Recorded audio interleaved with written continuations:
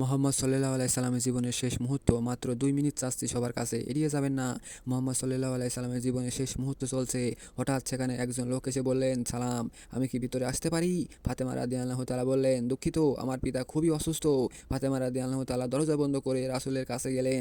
মোহাম্মদ সাল্লাল্লাহু আলাইহি সাল্লাম বললেন, কে এক লোক? ফাতেমা বললেন, এই প্রথম আমি তাকে দেখছি, আমি কি তাকে চিনি না? শুনে ফাতেমা সে হঠাৎ আমাদের এই ছোট জীবনে অবসানকারী ফেরেশতা আজরাইল, এটা শুনে ফাতেমার অবস্থা তখন প্রচণ্ড বাবার মতন হয়ে গেল। রাসূলুল্লাহ সাল্লাল্লাহু আলাইহি সাল্লাম বললেন, হে জিবরাইল, আমার উম্মতের কি হবে? আমার উম্মতের নামাজের কি হবে?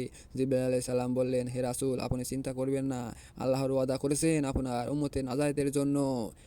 মৃত্যু ফেরেশতা ধীরে ধীরে রাসূলুল্লাহর কাছে এলেন জান কবজ করার জন্য।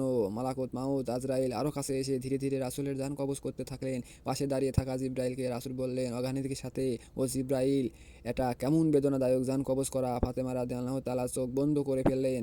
আলী রাদিয়াল্লাহু তার কাছের দিকে উপরি হয়ে বসলেন। জিবরাইল তার মুখটা উল্টো দিকে ফিরিয়ে নিলেন। রাসূলুল্লাহ সাল্লাল্লাহু আলাইহি সাল্লাম বললেন, হে জিবরাইল, তুমি মুখটা উল্টো দিকে ঘোরালে কেন?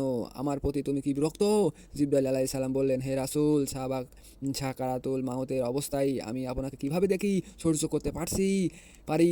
ভয়াবহ ব্যথায় রাসূলুল্লাহ ছোট্ট একটি অগণিত দিলেন। রাসূলুল্লাহ সাল্লাল্লাহু আলাইহি সাল্লাম বললেন, হে আল্লাহ, সাকাতুল মাউতটা